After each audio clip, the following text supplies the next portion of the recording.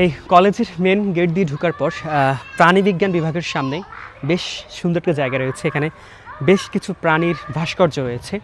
এই জায়গাটা আসলে সুন্দর, কিন্তু একটা জিনিস আমার কাছে অসুন্দর লেগেছে। এটা হতে পারে আমার কাছে অসুন্দর, এখানকার যারা দায়িত্বে রয়েছেন তাদের কাছে সুন্দর।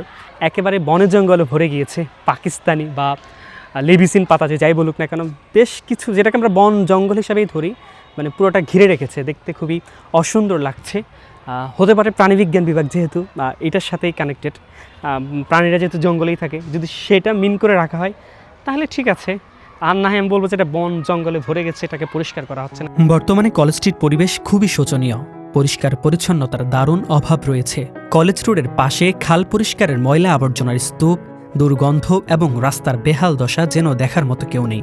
একটি শিক্ষা প্রতিষ্ঠানের দায়িত্বশীলদের কাজ হল শিক্ষার মান এবং শিক্ষার পরিবেশ নিশ্চিত করা, কিন্তু তা যদি সঠিকভাবে করা না যায় তাহলে রুচিশীল এবং জ্ঞানী মানুষ সৃষ্টির পথ বাধাগ্রস্ত হবে।